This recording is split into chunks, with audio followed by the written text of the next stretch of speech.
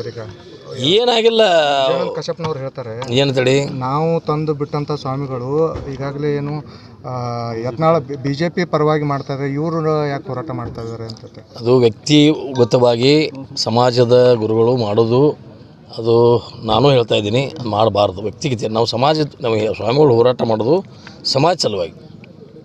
ವ್ಯಕ್ತಿಗತ ಮಾಡೋದು ಯಾರಿಗೇ ಆಗಲಿ ಅದು ತಪ್ಪು ಅನಿಸ್ತೈತಿ.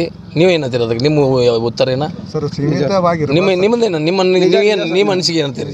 ವ್ಯಕ್ತಿ ಮಾಡೋದಲ್ಲ, ಸಮಾಜ ಸಲುವಾಗಿ ಮಾಡಲಿ. ಸ್ವಾಮಿಗಳು ಎಲ್ಲರಿಗೆ ಒಬ್ಬ ವ್ಯಕ್ತಿ, ಅದು ಪಾರ್ಟಿ ವಿಷಯ.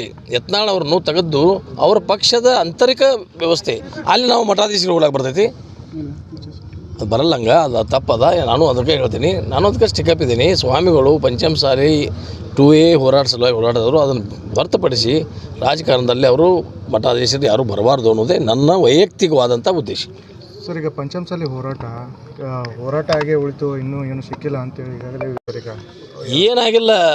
ಕಶ್ಯಪ್ನವ್ರು ಹೇಳ್ತಾರೆ, ಏನಂತೇಳಿ ನಾವು ತಂದು ಬಿಟ್ಟಂಥ ಸ್ವಾಮಿಗಳು ಈಗಾಗಲೇ ಏನು ಯತ್ನಾಳ BJP ಪರವಾಗಿ ಮಾಡ್ತಾ ಇದ್ದಾರೆ, ಇವರು ಯಾಕೆ ಹೋರಾಟ ಮಾಡ್ತಾ ಇದ್ದಾರೆ ಅಂತ. ಅದು ವ್ಯಕ್ತಿಗತವಾಗಿ ಸಮಾಜದ ಗುರುಗಳು ಮಾಡೋದು, ಅದು ನಾನು ಹೇಳ್ತಾ ಇದ್ದೀನಿ, ಮಾಡಬಾರ್ದು. ವ್ಯಕ್ತಿಗತ ನಾವು ನಮಗೆ ಸ್ವಾಮಿಗಳು ಹೋರಾಟ ಮಾಡೋದು ಸಮಾಜ ಸಲುವಾಗಿ.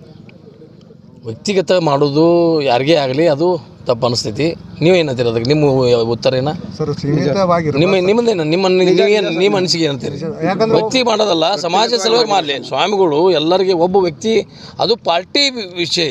ಯತ್ನಾಳ್ ಅವ್ರನ್ನು ತೆಗೆದು ಅವರ ಪಕ್ಷದ ಆಂತರಿಕ ವ್ಯವಸ್ಥೆ ಅಲ್ಲಿ ನಾವು ಮಠಾಧೀಶರು ಹೋಗಕ್ಕೆ ಬರ್ತೈತಿ? ಅದು ಬರಲ್ಲಂಗ, ಅದು ತಪ್ಪದ. ನಾನು ಅದಕ್ಕೆ ಹೇಳ್ತೀನಿ, ನಾನು ಅದಕ್ಕೆ ಸ್ಟಿಕಪ್ ಇದ್ದೀನಿ. ಸ್ವಾಮಿಗಳು ಪಂಚಮಸಾಲಿ 2A ಹೋರಾಟ ಸಲುವಾಗಿ ಹೋರಾಡಿದವರು. ಅದನ್ನು ಹೊರತುಪಡಿಸಿ ರಾಜಕಾರಣದಲ್ಲಿ ಅವರು ಮಠಾಧೀಶರು ಯಾರೂ ಬರಬಾರ್ದು ಅನ್ನೋದೇ ನನ್ನ ವೈಯಕ್ತಿಕವಾದಂಥ ಉದ್ದೇಶ. ಸರ್, ಈಗ ಪಂಚಮಸಾಲಿ ಹೋರಾಟ ಆಗೇ ಉಳಿತು, ಇನ್ನೂ